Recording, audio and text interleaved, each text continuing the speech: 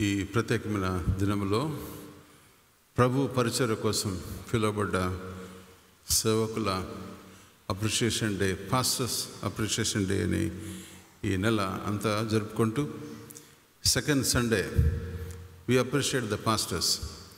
మన సంఘ కాపర్లు వారు చేసిన దివ్యమైన పరిచర్యను బట్టి సంఘము అద్భుతంగా ఆశీర్వదింపబడింది.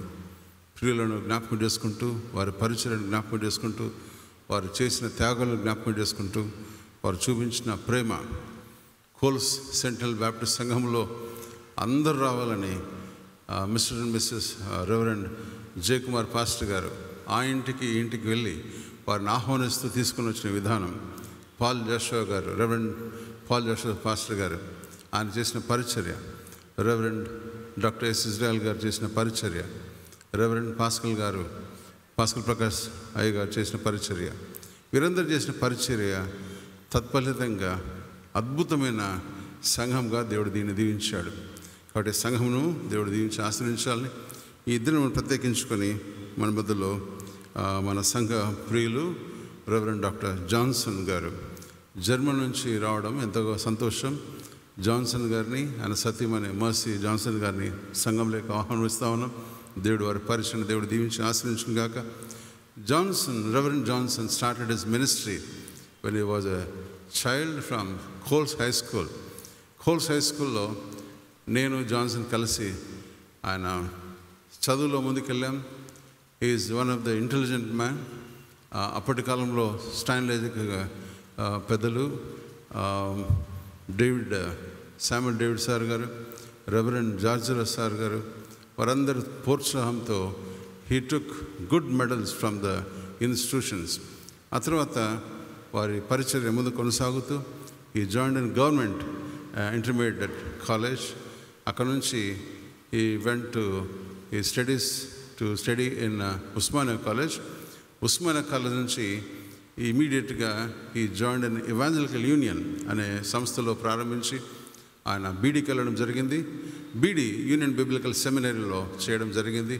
ఆ పిదప ఆ బీడీ తర్వాత కాంట్రాక్ట్ ప్రకారం ఈ ఫినిష్డ్ హిస్ స్టడీస్.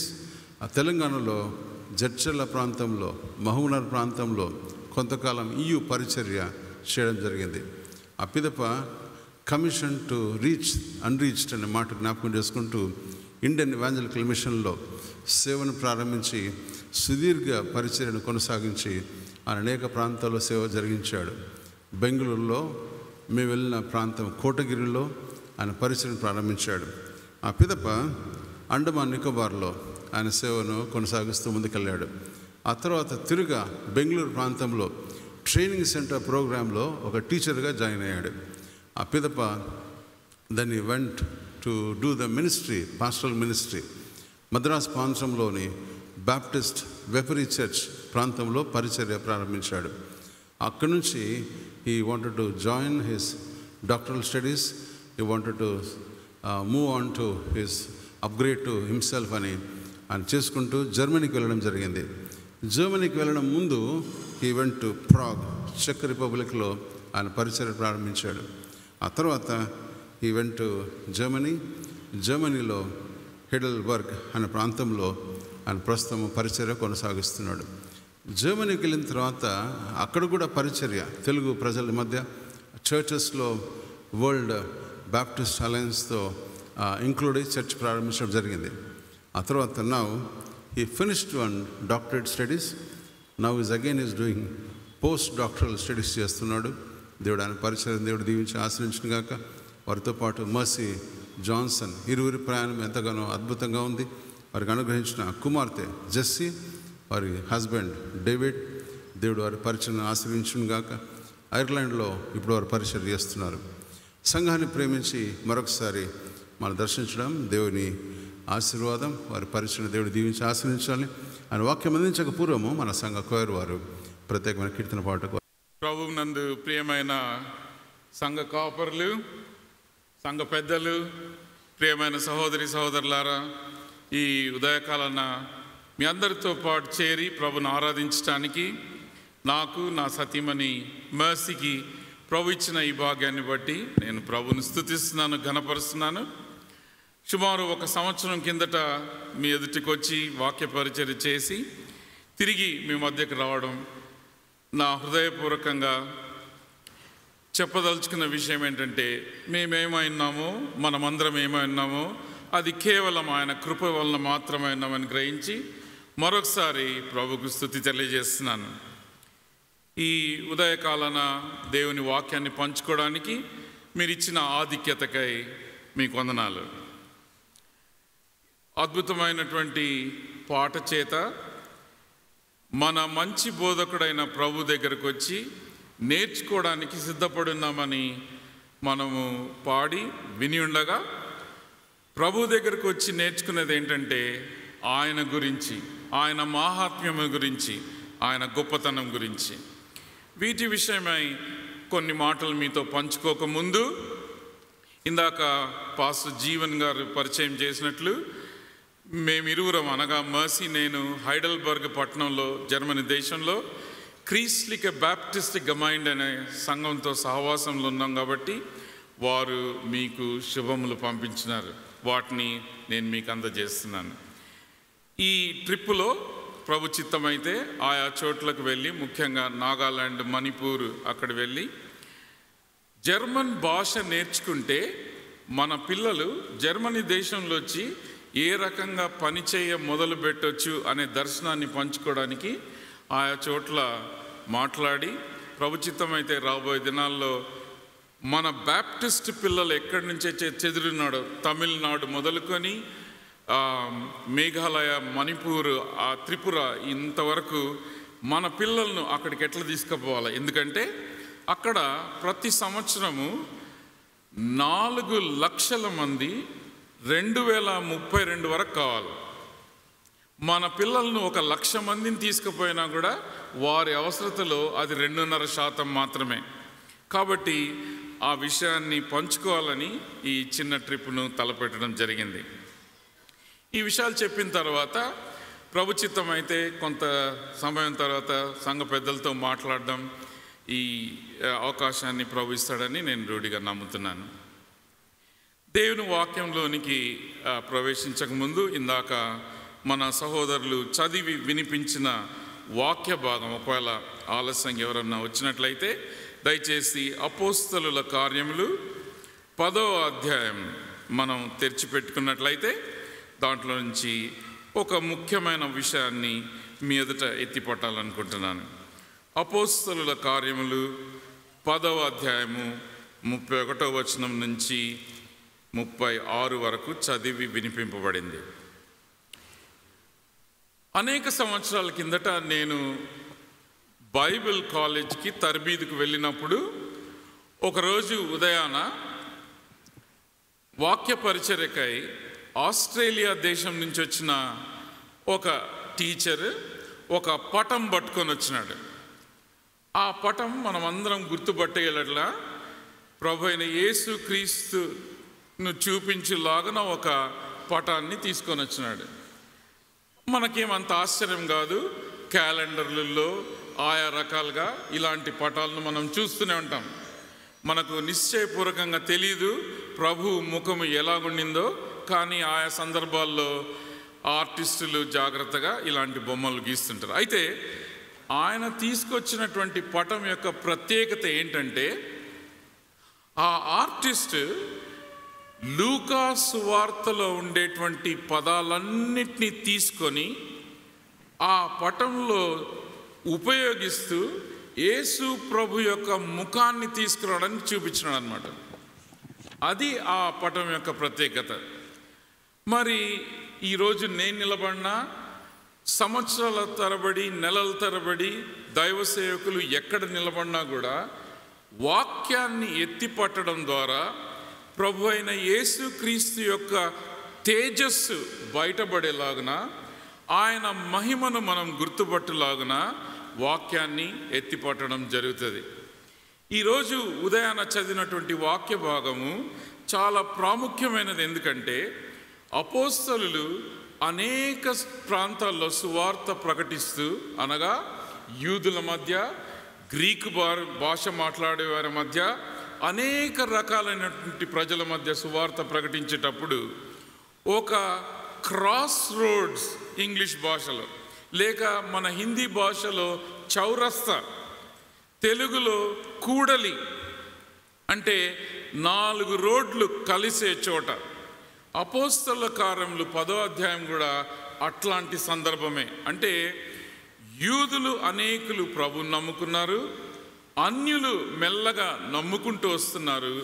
తీరా చూస్తే శతాధిపతి అయిన ఇటలీ పటాలమనబడిన పటాలంలో శతాధిపతి అయినటువంటి కొర్నేలి కూడా ప్రభువుని నమ్ముకోవడానికి వచ్చినప్పుడు పేతురు పరిచర్యలో ఎవరు ఎప్పుడు చెప్పనటువంటి మాట పేతురు గట్టిగా చెప్పినాడు. ముఖ్యంగా ఈ సందర్భంలో గుర్తుపట్టాల్సింది ఏంటంటే, అసలు రోమా సైన్యమే బహు బలశౌర్యములు కలిగినటువంటి సైన్యం. వాటిలో ఇటలీ పటాలం అంటే వచ్చిపోయి వారు ఇటలీ నుంచి తిన్నగా బయలుదేరి వచ్చి కైసరయ ప్రాంతంలో వాళ్ళు ఉన్నారు.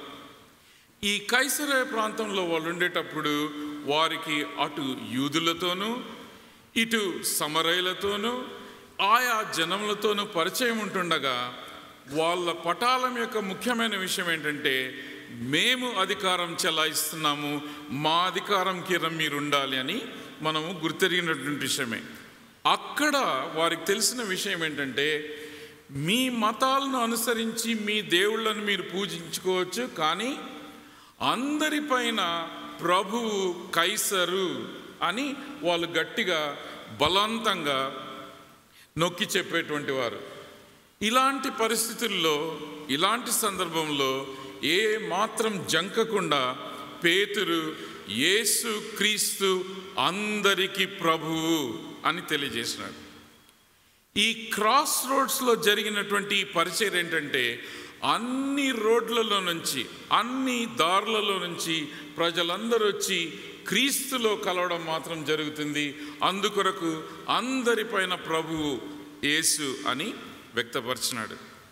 ప్రియమైన సహోదరి సహోదరులారా, ఈ ఉదయకాలాన మీ ఎదుట నేను నిలబడి యేసు క్రీస్తు అందరికీ ప్రభువు అనడంలో ఒక చిన్న అర్థం దాని నుంచి తీయగలిగింది ఏంటంటే, యేసుక్రీస్తు అందరిపైన ప్రభు. ఆయన అందరిపైన ప్రభు అని పేతురు ప్రకటించడానికి ముందు ఒక పెద్ద బ్యాక్గ్రౌండ్ ఉంది, దాని వెనక చరిత్ర ఉంది. ఆ చరిత్ర ఏంటంటే, ఇశ్రాయేలు ప్రజలు, అబ్రహాము, ఇస్సాకు, యాకోబుల దేవుడు తన్ను తాను ప్రత్యక్షపరుచుకొనగా, వారు ఆయా సందర్భాల్లో చరిత్ర అంతా జీవిస్తూ అటు ఐగుప్తులో ఉన్నప్పుడు, కనానుకు వచ్చినప్పుడు, దాని తర్వాత చెదరగొట్టబడి కల్దీయుల మధ్య, అష్షూరీయుల మధ్య, పర్షియా దేశస్థుల మధ్య చెదరగబొట్టినప్పుడు కూడా అన్ని సందర్భాల్లో వాళ్ళు చెప్పుకుంటూ వస్తున్న విషయం ఏంటంటే, మా దేవుడైన యెహోవాయే నిజమైన దేవుడు. మీ దేవుళ్ళు దేవతలని మీరు ఎవరైతే కొలుస్తున్నారో వాళ్ళు దేవుళ్ళు కాదు. ఈ విషయము చెప్పడము, దాని కొరకు నిలబడ్డము అంత సులభమైన విషయం కాదు. ఎందుకంటే ఐగుప్తులో ఉండేటప్పుడు వారు బానిసలుగా ఉన్నారు. ఉండేదే బానిసలుగా వాళ్ళు గొప్పలు చెప్పుకుంటున్నట్లయితుంది. మీ దేవుడు సర్వసృష్టిని సృజించిన దేవుడైతే మీ బానిస బతుకు ఏం బతుకు అని మిగతా వాళ్ళు ప్రశ్నించినప్పుడు వాళ్ళు జ్ఞానయుక్తంగా ఒకవేళ జవాబు చెప్పగలిగి ఉండేవాళ్ళు కాదు.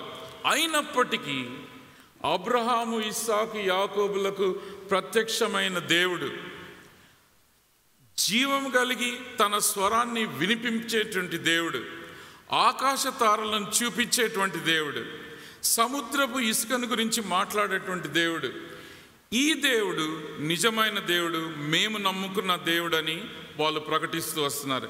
ఈ సందర్భాన్ని మీ ఎదుట తీసుకొని వస్తూ మనం గమనించాల్సిన విషయం ఏంటంటే, ఇక్కడ పేతురు తాను యేసుక్రీస్తు అందరికీ ప్రభువు అని ప్రకటించేటప్పుడు ఇశ్రాయేలీయులు ఏ దేవుణ్ణైతే గుర్తుపడుతూ వస్తున్నారో, ప్రభు అయిన యేసుక్రీస్తు తాను ప్రత్యక్షపరుచుకున్న విధానంలో, తను తాను చూపించుకున్న విధానంలో, తను తాను వెల్లడిపరుచుకున్న విధానంలో మనం గమనిస్తున్నాం ఏంటంటే, ఏ దేవుడైతే ఇశ్రాయేలులకు తన్ను తాను ప్రత్యక్షపరుచుకున్నాడో ఆ దేవుడే క్రీస్తునందు కూడా ప్రత్యక్షపరుచుకున్నాడని వాళ్ళకు అర్థమైంది. అర్థమవడం వలన శిష్యులు ప్రభువును వెంబడిస్తూ ఆయన ప్రత్యక్షతను అనుభవిస్తూ ఆయన మహిమను గుర్తుపడుతూ వాళ్ళు ముందుకొచ్చి చేసింది ఏంటంటే, ప్రభువు మరణించి పునరుద్ధానుడైన తర్వాత అన్ని చోట్ల సువార్త వాళ్ళు ప్రకటిస్తూ యేసుక్రీస్తు అందరికీ ప్రభువు అనే పరిస్థితికి రావడం జరిగింది. ప్రియమైన వారలారా, యేసుక్రీస్తు అందరికీ ప్రభు అన్నప్పుడు, ఆయన అన్నిటిపైన ప్రభువు అన్నప్పుడు, లేఖనాలన్నీ తరిచి చూచినప్పుడు కొన్ని విషయాలు మనకు తేటపడుతున్నాయి. అదేంటంటే, మనము యేసుక్రీస్తు అందరికీ ప్రభువు అంటే దాంట్లో దాగుండే విషయాలు ఏంటంటే, ఆయన సర్వ సృష్టి పైన ప్రభువు. సృష్టింపబడినది ఏదియు ఆయన లేకుండా సృజింపబడలేదని దేవుని వాక్యం ఘోషిస్తుంది. ఆయన ప్రభు అంటే సర్వ సృష్టికి ప్రభు. తర్వాత ఆయన ప్రభు అంటే సర్వ సామ్రాజ్యాలపైన ప్రభు. అవును, ఐగుప్తీయులు బలంగా కనిపించినారు.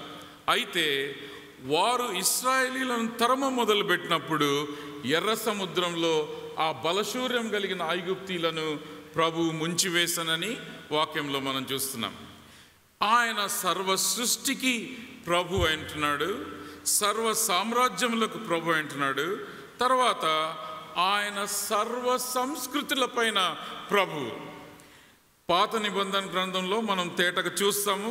చరిత్ర అంతట్లో చూచినప్పుడు ఫిలిస్తీయులు, అమోరీయులు, ఆ తర్వాత అష్షూరీయులు, ఆ తర్వాత బబులోను వారు, ఆ తర్వాత కల్దీయులు, పారసీకులు, ఇలాంటి అనేకమైనటువంటి సంస్కృతుల మధ్యలో దేవుని ప్రజలు జీవిస్తూ వచ్చినప్పుడు వాళ్ళందరికీ ఇవ్వబడిన ఒక గొప్ప భాగ్యం ఏంటంటే, మా దేవుడు మీ సంస్కృతులన్నిట్లో ఏదైతే గ్రహిస్తున్నారో, మీ సంస్కృతుల్లో ఎలాంటి జీవితాలను మీరు జీవిస్తున్నారో వాటన్నిటికీ మించిన జీవితాన్ని మాకిచ్చే దేవుడని వాళ్ళు ప్రతి సందర్భంలో చూపించడం జరిగింది. ఆ తర్వాత నూతన నిబంధనలో మనం ఏం చేస్తున్నామంటే, ఆయన సర్వ సంఘముల పైన ప్రభు. అది యూదయాలో అయితేనేమి, ఆసియాలో అయితేనేమి, బితూనియాలో అయితేనేమి, మకడోనియాలోనైతేనేమి, క్రేతులోనైతేనేమి, ఎక్కడ పోయినా కూడా నూతన నిబంధనలో సర్వ సంఘముల పైన ఆయన ప్రభు. ఆ తర్వాత మనము పాత నిబంధనలో నూతన నిబంధనలో కూడా అనేక సందర్భాలు చూడగలం. ఆ సందర్భం ఏంటంటే, పిల్లలు లేని స్థితిలో ఉన్న అబ్రహామైనా సరే, వేగు చూడడానికి పోయిన కాలేబు యెహోషువలైనా సరే, గర్భవతిని కాలేదని మొరపెట్టుకున్నటువంటి ఒక సహోదరైనా సరే, సమూయేలును కనడమైనా సరే, తర్వాత సైన్యంగా బయలుదేరి బలహీనమైన గిద్యోనైనా సరే, ఎక్కడ పోయినా సరే, గొర్రెలు పశువుల శాలలో లేకున్నా సరే, ఎలాంటి పరిస్థితుల్లో అయినా సరే ఆయన ప్రభువు అని వాక్యమంతా ఘోషించి చూపిస్తుంది. అంటే ఏంటంటే, అన్ని సంఘటనలపైన ఆయన ప్రభు. ఇది మనము యేసుక్రీస్తు అందరికీ ప్రభు అని పేతురు చెప్పడంలో గమనించగలిగినటువంటి విషయం. ఆయన సర్వ సృష్టి పైన ప్రభు, సర్వ సామ్రాజ్యముల పైన ప్రభు, సర్వ సంస్కృతుల పైన ప్రభు, సర్వ సంఘముల పైన ప్రభు, మరియు సర్వ సంఘటనల పైన ప్రభు. ఇలాంటి ప్రభువును మనం ఎరిగున్నాం. ఇలాంటి ప్రభువును పేతురు ప్రకటించినాడు. పేతురు ప్రకటించినటువంటి ప్రభువుని గురించి ఈ ఉదయాన మనం ఇంకా లోతుకు పోవాల్సి వచ్చినప్పుడు మనం చూస్తున్నాము. ఆదిమ కాండంలో 1వ అధ్యాయంలో తాను చేసిన యావత్తు మంచిదైనట్లు ఆయన తన వాక్యంలో తెలియజేసినాడు. ప్రేమనారులారా, ఇశ్రాయేలీల విశ్వాసంలో ఉండేటువంటి గొప్పతనం ఏంటంటే, దేవుడు సర్వ సృష్టిని సృజించినాడు అని పదే పదే నొక్కి చెప్పడం, ఆయన సృష్టించింది మాత్రమే కాకుండా అది మంచిదైనట్టు చెప్పడం అనేది ఆయా సంస్కృతుల్లో సృష్టిని గురించి ఏ విషయాలు చెప్పబడినాయో వాటితో పోల్చినప్పుడు ఇశ్రాయేలీలటువంటి లోతైన విశ్వాసము గ్రహణ చాలా గొప్పది. వద్దాం అక్కడికి. యోహాను సువార్త 1వ అధ్యాయం 3వ వచనంలో కలిగి ఉన్నది ఏదియు ఆయన లేకుండా కలుగలేదు అని రాయబడినది. తర్వాత కీర్తనలు 96లో ఆయన రాజ్యము చేయుచున్నాడు, లోకము కదలకుండా ఆయన స్థిరపరిచున్నాడు. అంటే సృష్టిని గురించిన అవగాహన ఆది కాండంలో అయినా సరే, కీర్తనలోనైనా సరే, యోహాను సువార్త రాస్తున్నప్పుడైనా సరే సృష్టి అంతా ఆయనకు చెందింది, ఆయన సృష్టిపైన ప్రభు అని తేటగా రాస్తున్నారు. ఆ తర్వాత రోమీలకు రాసిన పత్రిక 1వ అధ్యాయంలో ఆయన అదృశ్యమైన లక్షణము, నిత్య శక్తి, జగత్తులో ఉండే సృష్టింపబడిన ప్రతి వస్తువు ఆయన చేత సృజింపబడిందని మరొకసారి మనము రోమీలకు రాసేటప్పుడు పౌలు తాను లోతైన గ్రహణతో రాస్తూ వస్తున్నాడు. మత్తయి సువార్తలో 25వ అధ్యాయంలో తన మహిమ గల సింహాసనం పైన ఆయన ఆసీనుడైనాడు, లోకము పుట్టినది మొదలుకొని ఆయన ఆసీనుడైనాడు. ఈ విషయాలు వాక్యంలో తీర్చబడినాయి. హెబ్రీ పత్రిక రాసేటప్పుడు కూడా ఆయన దృష్టికి కనబడని సృష్టము లేదు. ఆ తర్వాత ప్రకటన గ్రంథంలో కూడా దేవుని సృష్టికి ఆదియు అంతమును ఆయన అన్నాడు. ప్రియమైన వారలారా, ఈ కొద్ది వచనాలు చూపించడం ద్వారా నేను చేసిన ప్రయత్నం ఏంటంటే, పేతురు ప్రకటించిన ప్రభు అయిన యేసుక్రీస్తు ప్రభు అని చెప్పినాడు. ఆ ప్రభు ఒక ప్రజ పైన ఒక చోట కొన్ని సంవత్సరాలుండే ఏలిక కాదు. మనమందరం గ్రహిస్తున్న రీతిగా సృష్టి అంతటిపైన ఆయన ప్రభు. ఎందుకు సృష్టిని గురించిన అవగాహన చాలా ముఖ్యమంటే, ఐగుప్తీయులను పోయి మీరు అడిగితే పిల్లి కక్కింది, పిల్లి కక్కడంలో చంద్రుడు బయటకు వచ్చినాడు, చంద్రుడి వెలుగులో భూమి వచ్చింది, ఆ తర్వాత ఒక రాజుకు రానికి పెళ్ళయింది, అందుకు భూమి పుట్టింది అని చెప్తారు. ఇట్లాంటి విపరీతమైనటువంటి కల్పన కథల మధ్యలో ఇశ్రాయేలీలు బహుతేటగా ఒక్క దేవుడున్నాడు, ఆయన సృష్టించినాడు, ఆయన సృష్టి మంచిది, ఆయన సృష్టిలో నీవు నేనున్నాము, ఆయన మనతో బాంధవ్యం కలిగి ఉన్నాడు, ఆది నుంచి అంతం వరకు ఉండేవాడు ఈయననే ఈ అవగాహన మిగతా ఆలోచనలతో మతాలతో చూచినప్పుడు సృష్టిని గురించిన అవగాహన ఇచ్చే తేటదనం మానవ ఆలోచనకు అందనిది. తర్వాత మానవ ఆలోచనలంతటినీ సక్రమపరిచేది. మిథలాజికల్ స్టోరీస్ చుట్టూ ప్రపంచంలో ఉంటుండగా వాస్తవికతను చూపించేది ఏంటంటే దేవుడు సృష్టించినాడు అని, ఆ సృష్టి పైన ఈయన సార్వభౌమాధికారం కలిగిన దేవుడని చెప్పడంలో జీవితం మంచిది, జీవితం జీవించటం ప్రయోజనకరమైంది, జీవితము సంపూర్ణంగా జీవించగలము. అందుకే అక్కడ పాత నిబంధన గ్రంథంలో ఆనందంతో నాట్యమాడడం, మన నోటి నిండా నవ్వు ఉండడం, పేతురు రాసినప్పుడు చెప్పన సఖ్యము కాని మహిమాయుక్తమైన ఆనందం, ఇవి లేఖనాల్లో రాయబడిన మాటలు. కర్మ, ఈ సాగరం ఈదలేము, ముందే నిర్ణయం అయిపోయింది. జొరాస్ట్రియన్ మత ప్రకారము చీకటి వెలుగులకు ఎప్పుడు పోరాటం ఉంటుంది, ఎవడెప్పుడు గెలుస్తాడో చెప్పలేము. ఇట్లాంటి పిచ్చి పిచ్చి బోధలన్నిటి నుంచి సార్వభౌమాధికారం కలిగిన దేవుడు సృజించి తాను ఏలుతున్న ప్రభు, ఈ ప్రభులో జీవితం ఉందని చూపించడానికి ఇశ్రాయేలీలు ఎటు తర్వాత విశ్వాసులైనటువంటి క్రైస్తవులు ఇచ్చిన ఈ సాక్ష్యం ప్రాముఖ్యమైంది. ఇది సత్యం. అందుకొరకై ఈ ఉదయకాలాన మనం ఎత్తిపట్టే విషయం ఏంటంటే ఆయన సర్వ సృష్టికి ప్రభు అయి ఉన్నాడు.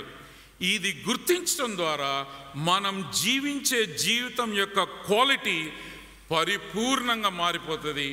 ఇది ఈరోజు ప్రపంచమంతా సాక్ష్యంగా చూస్తున్నారు.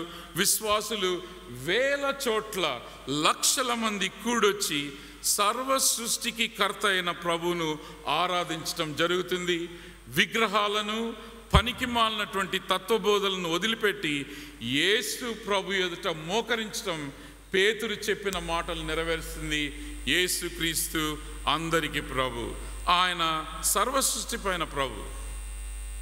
ఆ తర్వాత ప్రభు చూడంగా బానిసలను పట్టుకున్నాడు, లెక్కలేనటువంటి వాళ్ళని పట్టుకున్నాడు, ఎందుకు ప్రయోజనం కానటువంటి వాళ్ళని పట్టుకున్నాడు.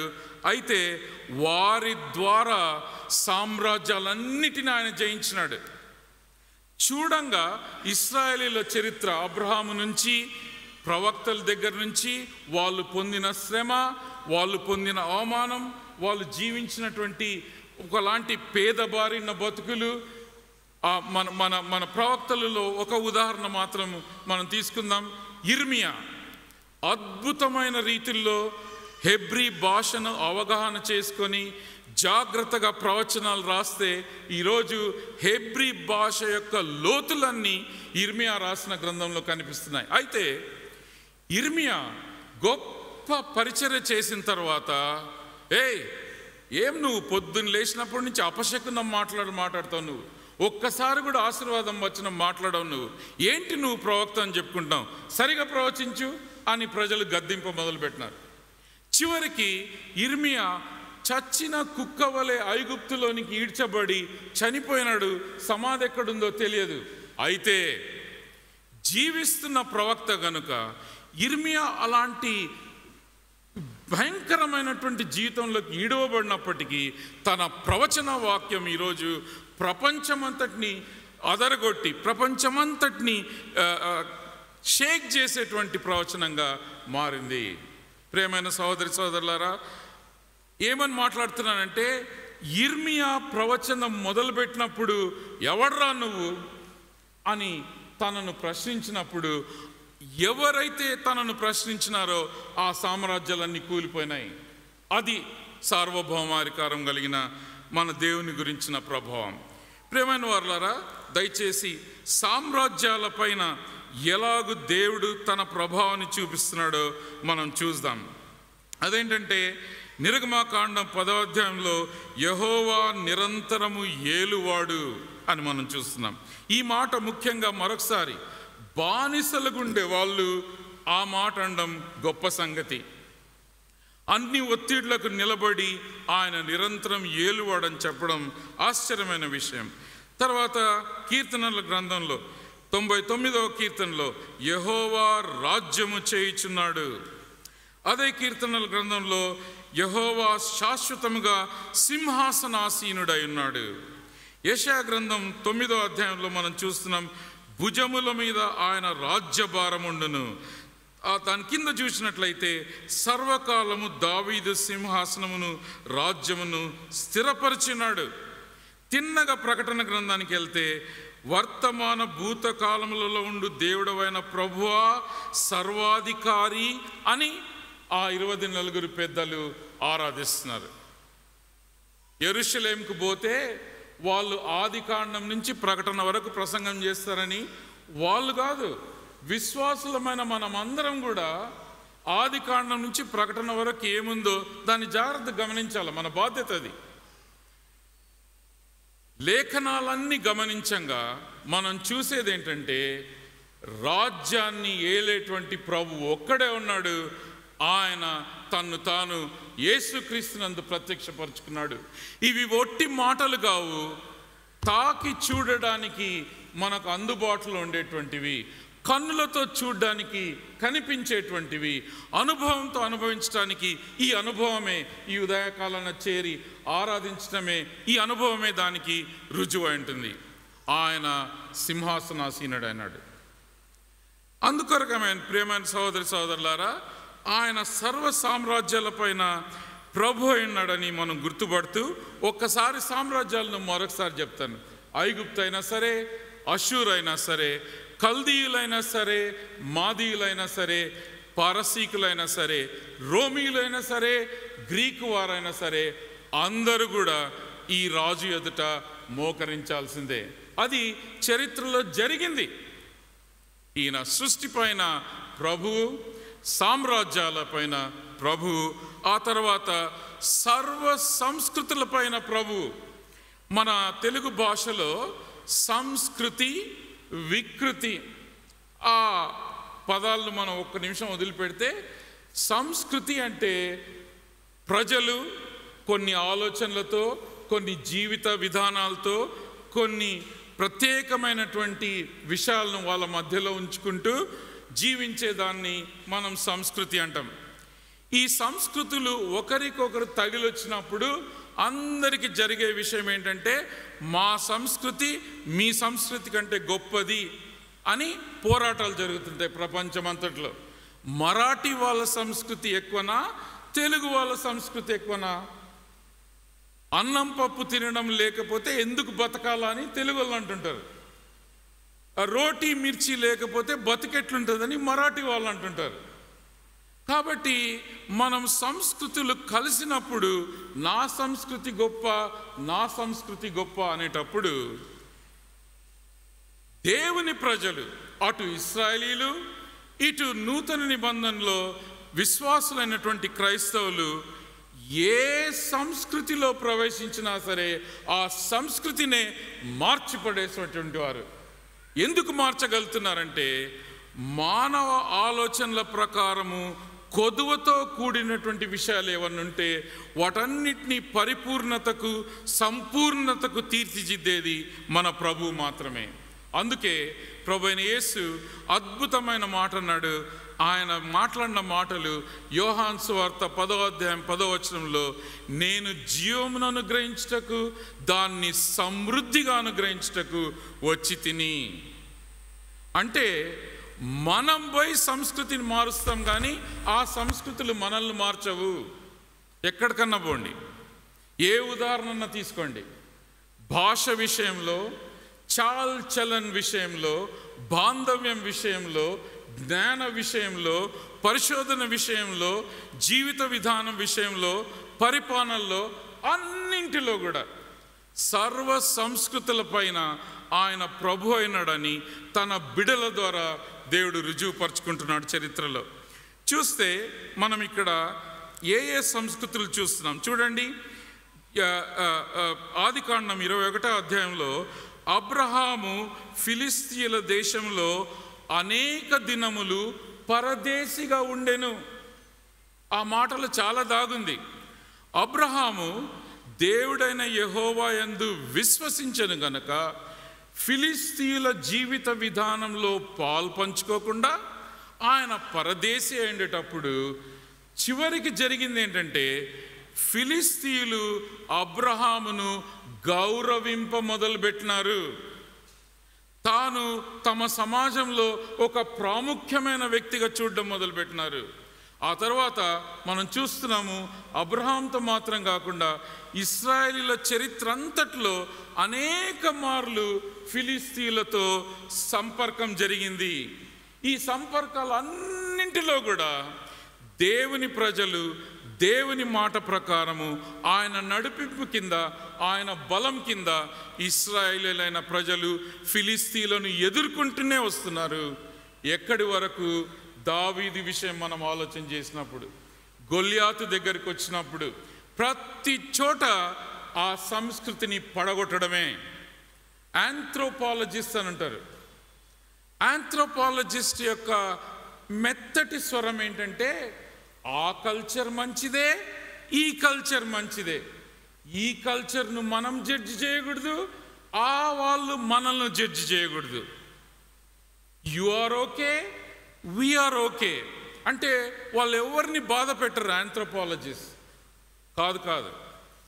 ఆయన యందు విశ్వాసం ఉంచిన మనము ఆయా సంస్కృతుల్లో మనం ప్రవేశించి అక్కడ కొదువైందుండేది ఏదో మన ప్రభు అయిన దేవుని నామాన్న దాన్ని మనం ఎదుర్కొంటాం. అందుకొరకు మనం వాక్యం అంతట్లో చూసేది ఏంటంటే, ప్రతి సంస్కృతి పైన ఆయన ప్రభువు, ప్రతి సంస్కృతి మార్చబడుతుంది. ప్రియమైన వారలారా, అలాగే మనం ముందుకెళ్తూ చూసినట్లయితే ఇస్సాకు ఆదికాండం 20 అధ్యాయంలో అబీమెలెకును కలిసినప్పుడు, ఇస్సాకు భార్య రిబ్కా చక్కనిదయాన్ని చూచినప్పుడు, ఆ సంస్కృతిలో ఒక స్త్రీ చక్కగా కనిపిస్తే సాయంకాలం కల్లా మా ఇంటికి ఎట్లా తెచ్చుకోవాలని ప్రయత్నం చేసే పురుషులు ఉంటారు అక్కడ. అట్లాంటోళ్ళ మధ్యలో వాళ్ళు బలంగా ఉండేటువంటి ప్రజలుగా ఉండేటప్పుడు ఇస్సాకు రిబ్కాల మధ్య ఉండే బాంధవ్యం విషయమై ప్రభు వాళ్ళను తిన్నగా నడిపించి వీళ్ళ వివాహ బంధాన్ని నిలబెట్టినాడు అని నేనేం చూపిస్తున్నానంటే, అబ్రహాం ఎదుర్కొన్న పరిస్థితి అయినా సరే, ఇస్సాకు ఎదుర్కొన్న పరిస్థితి అయినా సరే, దావీదు ఎదుర్కొన్న పరిస్థితి అయినా సరే, ప్రతి సంస్కృతిలో విజయం దేవుని బిడ్డలది. అక్కడ ఆయన సర్వాధికారి అని చూపిస్తున్నాడు.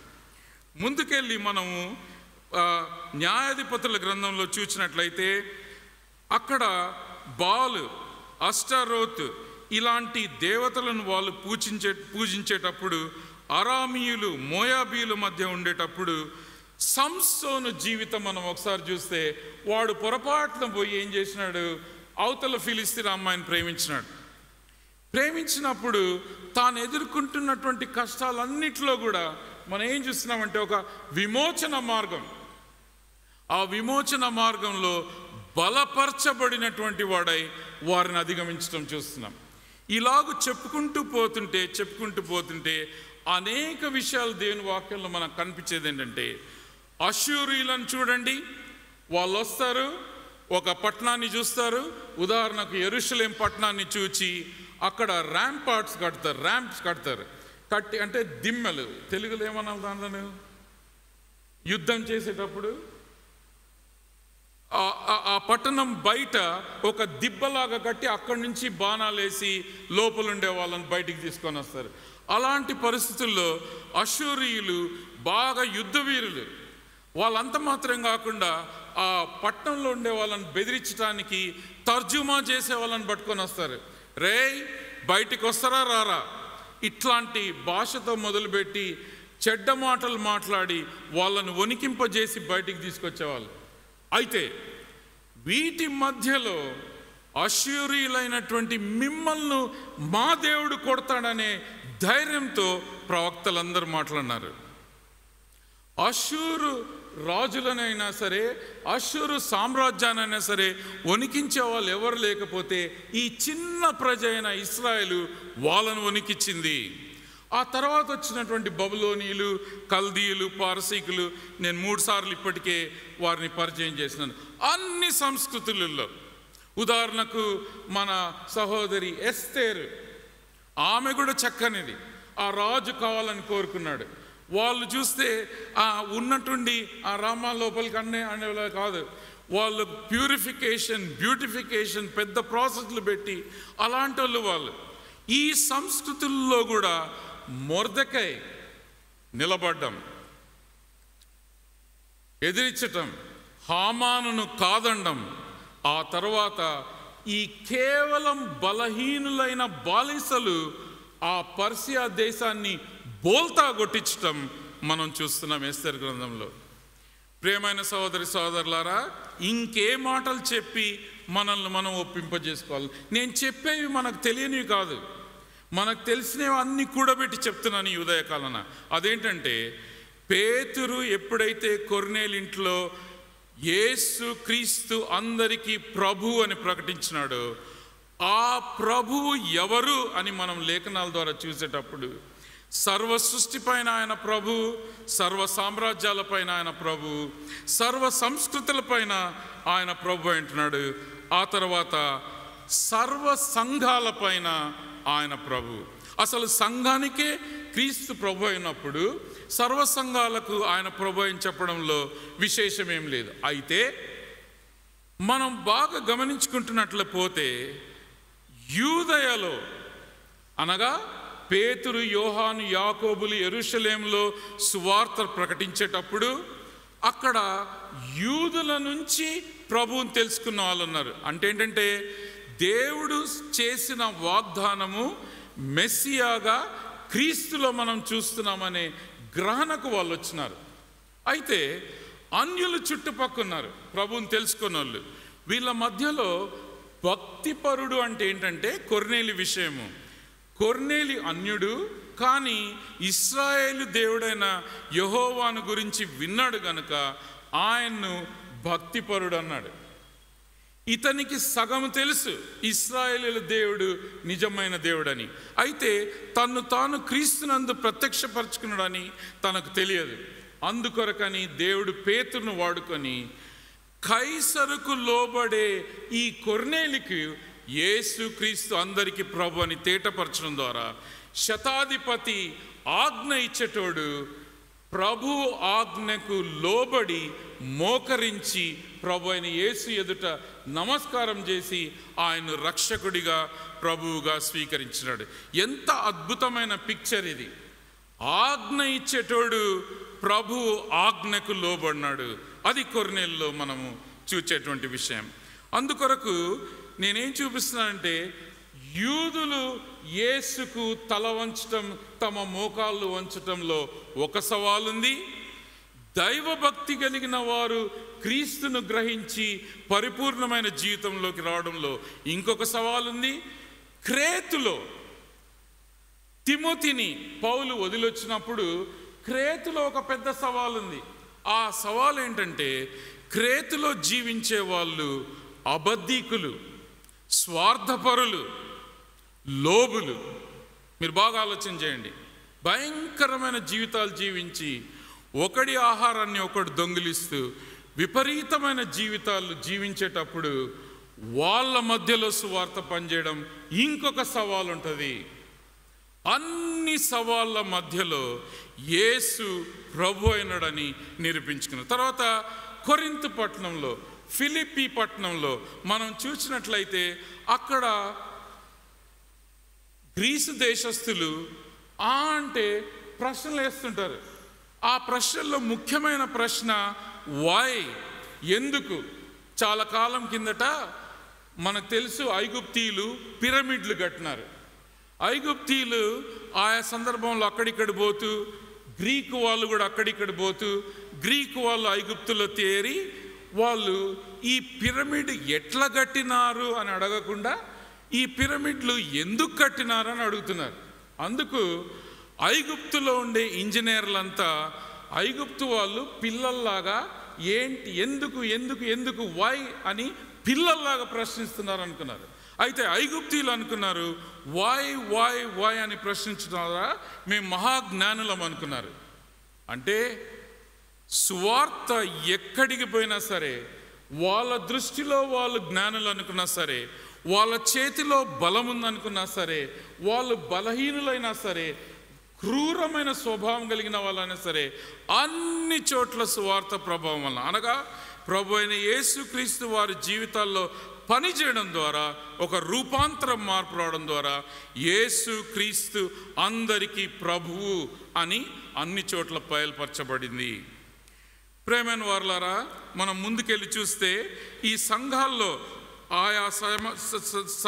ఆయా ప్రావిన్సెస్లో, అనగా యూదయలోను, ఆ తర్వాత సిరియాలోను, ఆ తర్వాత ఇందాక నేను చెప్పినట్లు క్రేతులోను, గ్రీకు దేశంలో చెందిన అనేక సంఘాల్లోనూ మనం చూసినట్లయితే అన్ని సంఘాలపైన ప్రభువు ఎట్లున్నాడంటే వాళ్ళ జీవితాలను మారుస్తూ, చక్కబరుస్తూ, పరిశుద్ధులుగా చేసి క్రమభరితమైన జీవితంలో వాళ్ళు ఉంటున్నారు. తర్వాత ఇక్కడ మనం చూసినట్లయితే ఒక్కొక్కరి జీవితాలు మారడం మాత్రం కాకుండా వాళ్ళందరూ ఒకరినొకరు వచ్చి కలుస్తున్నారు. అనగా మాసిదోనియాకు పౌలు వెళ్ళినప్పుడు యూదయలో ఉండేటువంటి ప్రజలు పేదరికంలో, కష్టాల్లో ఉన్నారు కాబట్టి డబ్బును సేకరించి వాళ్ళకు పోయి తీసుకొని తీతుకు అప్పచెప్పినారు. ఈ సందర్భాలన్నింటిలో మనం గమనించేది ఏంటంటే, వారు తమంతట తాము రూపాంతరం చెందడం మాత్రం కాకుండా అవతల జీవితాల్లో ప్రభు ఎట్లా పనిచేస్తున్నాడో చూచి స్తుతించడంలో స్తుతించడం, పంచుకోవడంలో పంచుకోవడం.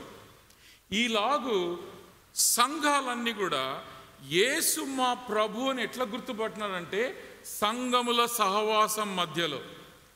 మనమందరం బ్యాప్టిస్టులము, ఆటానమీ ఆఫ్ ద లోకల్ చర్చ్, స్థానిక సంఘం యొక్క స్వాతంత్రాన్ని మనం ఆమోదించే వాళ్ళం. అయినప్పటికీ సంఘముల సహవాసాన్ని మనం పంచుకుంటాం. అందుకొరకే మొన్న ఇక్కడి నుంచి బయలుదేరి అక్కడ నాగాలాండ్ వరకు పోయిచ్చినారు. ఏమంటే మనము సహవాసాన్ని సంఘాలలో పంచుకున్నటువంటి వారం. ఈ పంచుకోవడం ఏంటంటే బాగున్నారా అనడానికి కాదు. మీరు ఎట్లా రూపాంతరం చెందుతున్నారు, మా మధ్య ఎట్లా రూపాంతరం జరుగుతుంది, మీ అవసరాలేంటి, మా అవసరాలేంటి, మనం పంచుకొని ఎట్లా జీవించాలా, మనమందరం కలిసి ఎట్లా పైకి రావాలా, ఇది వాళ్ళలో జరుగుతుంది. ఇది కేవలం ప్రభు మాత్రమే చేయగలడు. అందుకు ప్రియమైన సహోదరి సహోదరులారా, ముందుకు వెళ్ళినట్లయితే ఈ సంఘాలు ఏం చేస్తున్నాయంటే హింసింపబడుతున్న పరిస్థితుల్లో కూడా ఒకరి చేతులు పట్టుకొని ఒకరు ముందుకు పోవడం కూడా మనం నూతన నిబంధనలో చూస్తున్నాం. ప్రకటన గ్రంథంలో ముఖ్యంగా చూడండి, విశ్వాసులు ఒకరినొకరు పురికొల్పుకుంటూ ముందుకెళ్ళడం ఎట్లనో మనం చూస్తున్నాం. ఇంతసేపు మీ ఎదుట నేను చేసిన చిన్న ప్రయత్నం ఏంటంటే పేతురు ఇచ్చినటువంటి ఈ డిక్లరేషన్, అదేంటంటే యేసుక్రీస్తు అందరికీ ప్రభు అన్నాడు. ఇవి ఒట్టి మాటలు కాదు, ఇవి బొంబాస్టిక్గా చెప్పే మాటలు కాదు, ఇది వాస్తవం. ఎప్పటి నుంచి వాస్తవము? సృష్టి మొదలుకొని అంతం వరకు వాస్తవం. ఎక్కడ వాస్తవము? మన మధ్య వాస్తవం. ఎక్కడ వాస్తవం? ఇశ్రాయేలీల మధ్య వాస్తవం. ఎక్కడ వాస్తవం? ఆది సంఘంలో వాస్తవం. మన తర్వాత తరాల మధ్య కూడా వాస్తవం ఇదే.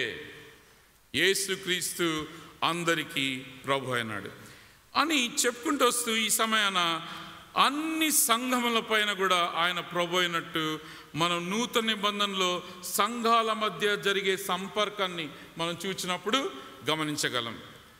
ఈ ఉదయాన పాస్టర్స్ అప్రిషియేషన్ డే అన్నప్పుడు నా హృదయపూర్వకంగా నా ప్రియ సహసేవకులైనటువంటి పాస్టర్ జీవన్ను బట్టి, పాస్టర్ అనిల్ను బట్టి నేను ప్రభువుకు వందనాలు తెలియజేస్తున్నాను. వీరిరువురు నా జీవితంలో ప్రశస్తమైన సహోదరులు.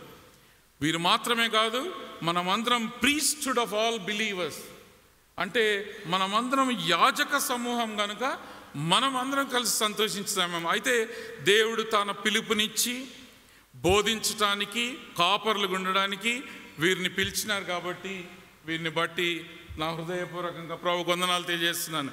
ఇది సంఘంలో ఉండేటువంటి బాంధవ్యం. ఇక్కడ నా కళ్ళ ఎదుట రూత్ మేరమ్మ అని చూస్తున్నాను. సోఫియా అమ్మ ఎక్కడుందో తెలియదు, ఒకవేళ తను ఉండొచ్చు. మీరు ఒకసారి సాయంకాలం అడగండి, రూత్ మేరమ్మను అనిల్కు పరిచయం చేసింది ఎవరో ఒకసారి మీరు అడగండి. వీరిని బట్టి ప్రభువుకు వందనాలు తెలియజేస్తున్నాను.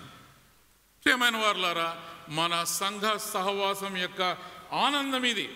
అదేంటంటే చెన్నైలో ఉన్నా సరే, కర్నూలులో ఉన్నా సరే, అక్కడ ఒంగోలులో ఉన్నా సరే, మనం ఎలాంటి పరిస్థితుల్లో ఉన్నా సరే సంఘ సహవాసాలను పంచుకుంటూ మనం ముందుకు పోతున్నాం. ఇందుకై మనము ప్రభువును ప్రభువుగా గుర్తుపట్టి ఆయన ఎదుట నమస్కరిస్తున్నాం. ఇప్పుడు చివరిగా ప్రభువు సమస్త సందర్భాలపైన ప్రభు. మనము నూతన నిబంధనలు చూసినట్లయితే ఆరాధన విషయం వచ్చినప్పుడు ప్రభువును కేంద్రీకృతంగా పెట్టుకొని వాళ్ళ ఆరాధన క్రమం అంతా యేసు క్రీస్తు ప్రభు అయినాడని చూపించడానికి వారి ఆరాధన అంతా కేంద్రీకృతమైంది. వాళ్ళ ప్రార్థన చూడండి, ప్రభువా వీళ్ళు చూస్తే మమ్మల్ని తీసుకుపోయి జైల్లో వేస్తున్నారు, కానీ జైలు నుంచి విడిపించి వచ్చిన తర్వాత మళ్ళా సువార్త ప్రకటిస్తున్నాం.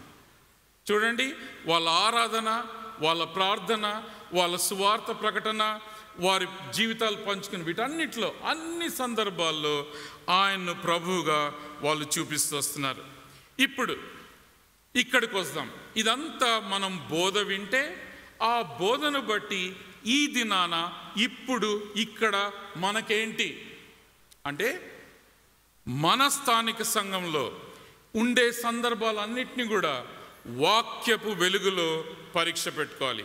యేసుక్రీస్తు అందరికీ ప్రభు అన్నప్పుడు, అన్ని సందర్భాల్లో ప్రభు అన్నప్పుడు, ప్రస్తుతము బహు జాగ్రత్తగా మన సంఘంలో ఎన్నికలు కొంత వ్యవధిని తీసుకొని వాయిదా వేయబడినాయి. అనగా ప్రార్థనా పూర్వకంగా, ఆలోచన పూర్వకంగా మనమందరం సిద్ధపడుతూ ఎదురు చూస్తున్నాం.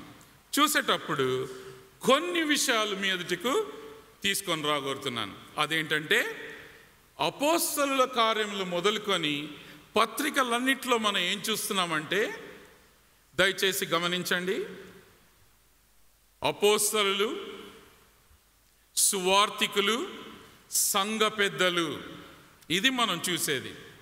ఎప్పుడు వాక్యంలో ఉండేటువంటి అపోస్తలులు, సంఘ పెద్దలు, సువార్తికులు, బోధకులు ప్రెసిడెంట్గా, ట్రెజరర్గా, సెక్రటరీగా ఎప్పుడు తయారైనారు?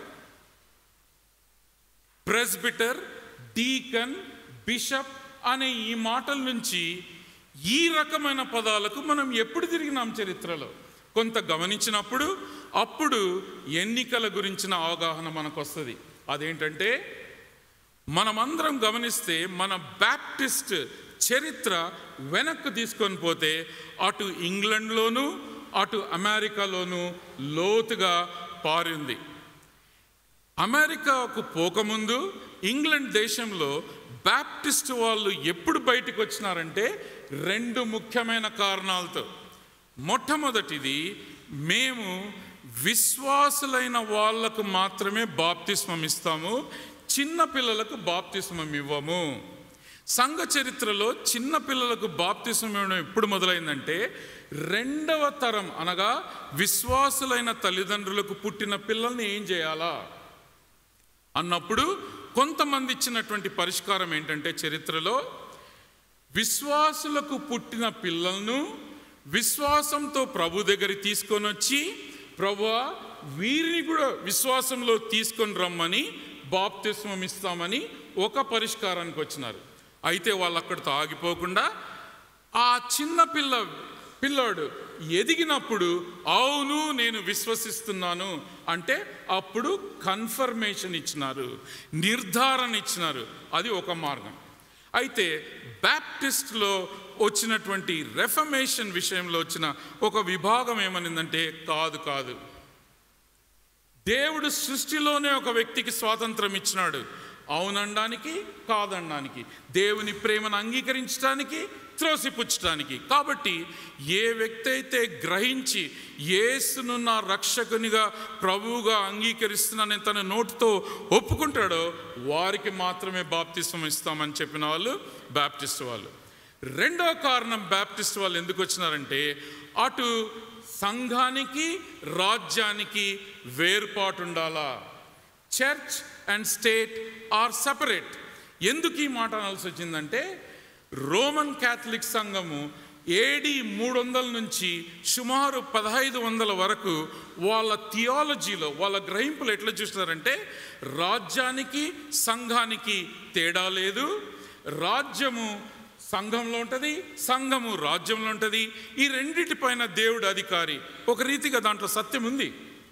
అయితే బ్యాప్టిస్టులు ఏమన్నారంటే, రాజ్యంలో ప్రభుని ఎరుగని వాళ్ళు ఉంటారు, కాబట్టి ప్రభు సంఘాన్ని రాజ్యంతో ఒకటిగా చేయకూడదు, ఇది విశ్వాసుల సమూహం, అందుకొరకు చర్చి నుంచి సపరేట్ అయిపోవాలని ఈ రెండిటితో బ్యాప్టిస్టులుగా మనం తయారైనాం.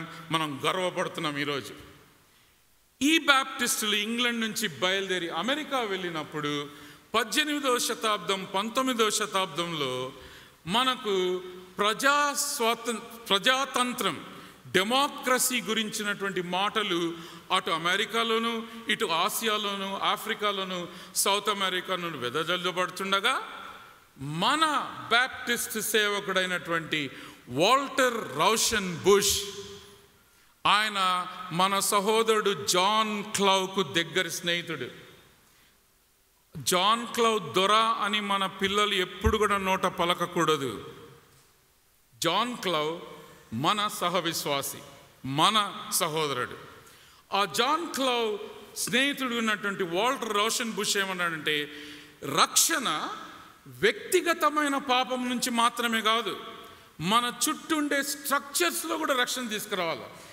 ఎందుకు కొంతమంది పేదలుగా ఉంటున్నారు, ఎందుకు కొంతమంది ధనికులు అయిపోతున్నారు, దారిద్ర్యంలో ఉండే వాళ్ళను వెలుగులోకి తీసుకురావాలని సోషల్ గాస్పెల్ అని వాల్టర్ రోషన్ బుష్ ప్రకటిస్తే, మీరు గమనించిన చరిత్రలో వాల్టర్ రోషన్ బుష్ వాళ్ళ చెల్లి ఎమా రోషన్ బుష్ జాన్ క్లౌన్ వివాహం చేసుకుంది. వాల్టర్ రోషన్ బుష్ తన కంటిలో ఉండేటువంటి సమస్య వలన రామాపట్నం సెమినరీకి ప్రిన్సిపల్గా రావాలనుకుంటే తన కంటి డాక్టర్ పోనివ్వలేదు. లేకపోతే మన వాళ్ళ మధ్యలో వాల్టర్ రోషన్ బుష్ అక్కడ ప్రిన్సిపల్గా ఉండేటువంటి వాడు.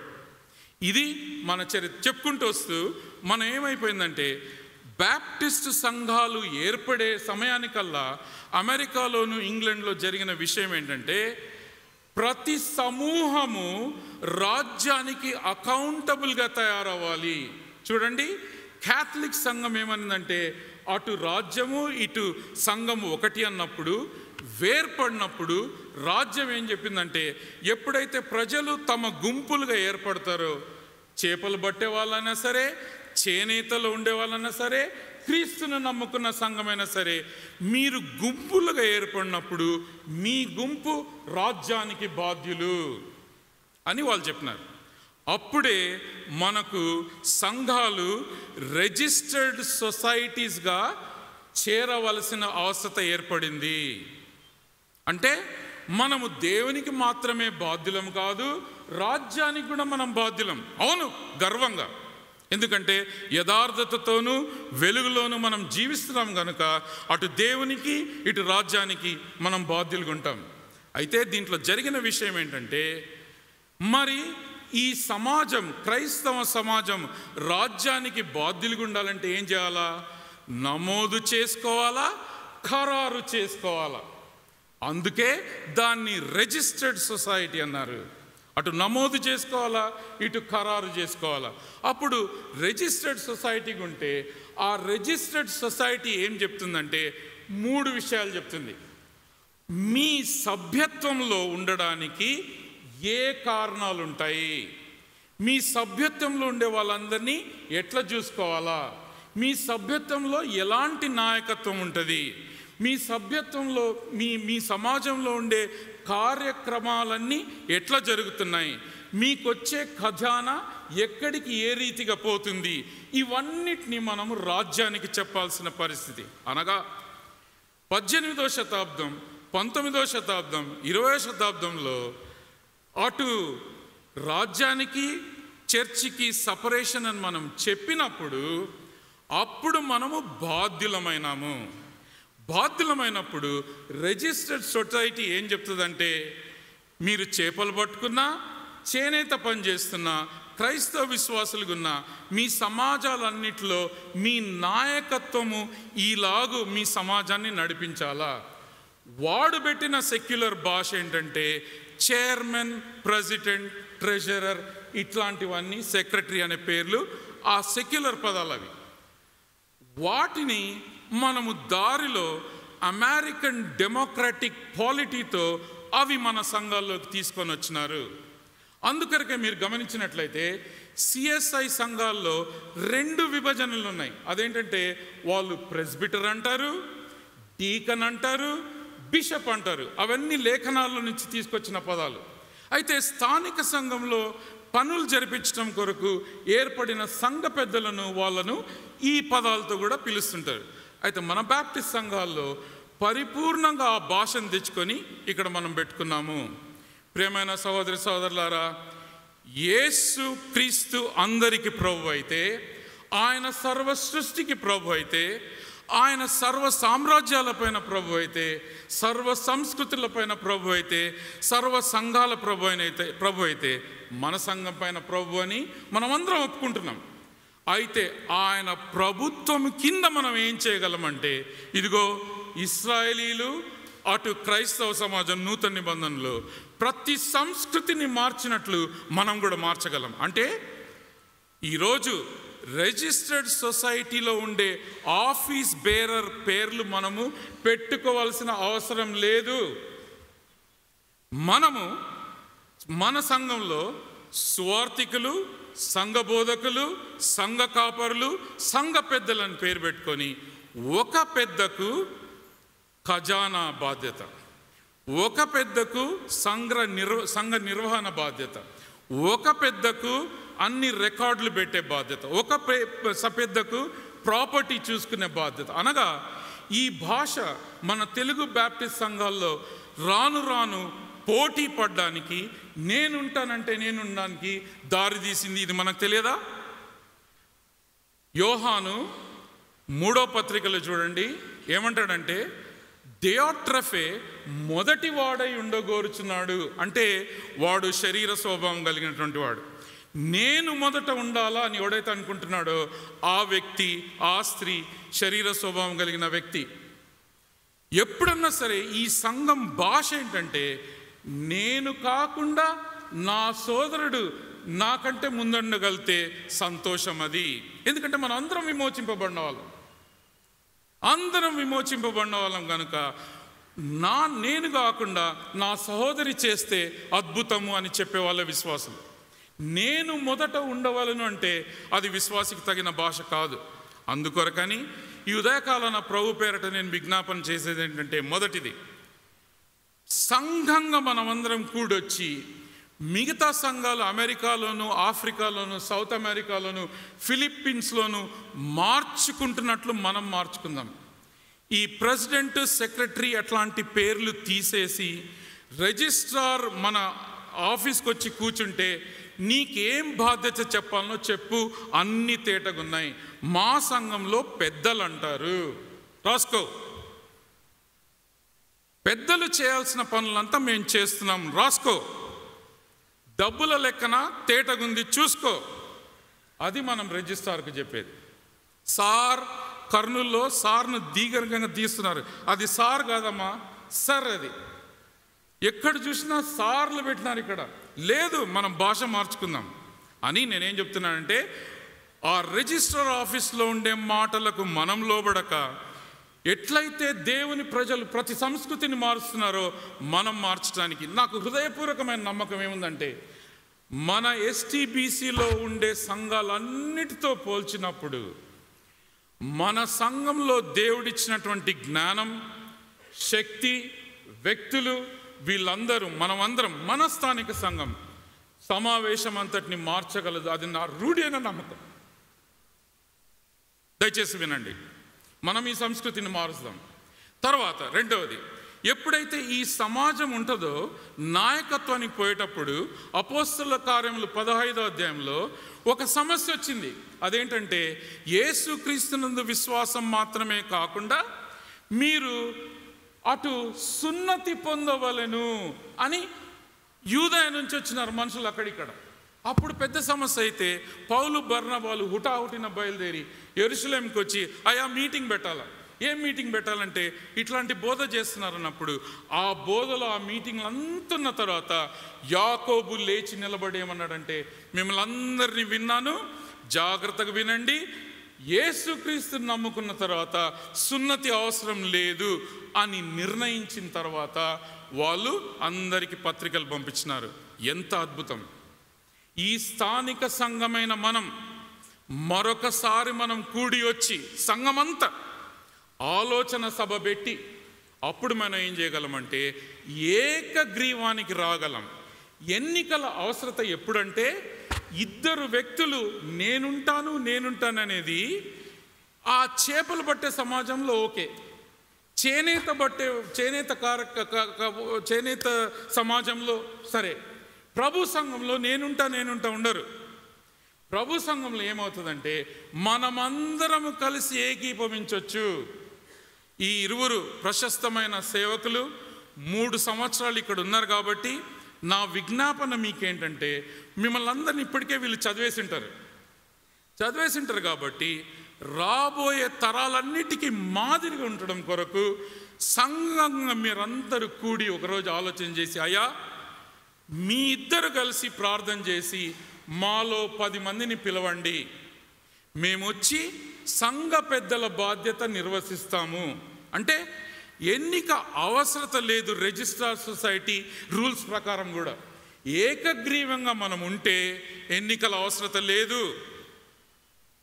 ఈ ఏకగ్రీవ స్వభావానికి సంఘం చూపించకపోతే ఇంకెవరు చూపిస్తారు? కాబట్టి ప్రియమైన వారలారా, ప్రభు పేరిట మీ ఎదుటకు తీసుకొచ్చే సవాల్ ఏంటంటే, యేసు క్రీస్తును ప్రభువుగా మనం ఎట్లా చూపిస్తాం? రక్షణ ఇచ్చే రక్షకుడు అని చెప్పినప్పుడు పోలీసు రక్షభటుల అవసరత మనకేంటి? మనకు అవసరం లేదు. మన రక్షకుణ్ణి, మన ప్రభువును చూపించడానికి మనము అందరం కలిసి వచ్చి పాస్టర్లకు అధికారం ఇచ్చి మీరు పిలవండి అంటే, నెక్స్ట్ 3 సంవత్సరాలు లేక 2 సంవత్సరాలు ఆ పెద్దలు ఉన్నప్పుడు మిగతా వాళ్ళు సిద్ధపడి బోధించే వాళ్ళుగా, ప్రార్థన నడిపించే వాళ్ళుగా, సువార్త ప్రకటించే వాళ్ళుగా, సాక్ష్యం ఇచ్చే వాళ్ళుగా, కౌన్సిల్ చేసే వాళ్ళ ఆ పెద్దలను రాబోయే తరాలన్నీ వాడుకుంటాయి. ఎలక్షన్స్ కండక్ట్ చేయడము అటు సొసైటీ రూల్స్ ప్రకారం కానీ ఇటు సంఘ స్వభావం ప్రకారం కానీ కంపల్సరీ కాదు, అవసరమైతేనే. కాబట్టి ప్రభు అయిన యేసుక్రీస్తు మన అన్ని సందర్భాలకు మన సంఘంలో సరిపోయినవాడు. నా మాటలు విని మీరు ఒక నిమిషం ఆలోచన చేస్తారని, ప్రార్థనలోకి తీసుకొస్తారని, తిరిగి సంఘ సమూహం చేరి మనం ఏం చేద్దాం ఇన్న వాక్యం వెలుగులో అని మీరు ఆలోచిస్తారని నేను నమ్ముతున్నాను. మరొకసారి పేతురు ప్రకటించిన రీతిగా సహవిశ్వాసినైన నేను, సహోదరునైన నేను నా హృదయపూర్వకంగా ఒక్కసారి చెప్పి ముగిస్తాను. యేసుక్రీస్తు అందరికీ ప్రభువు. ఆమెన్.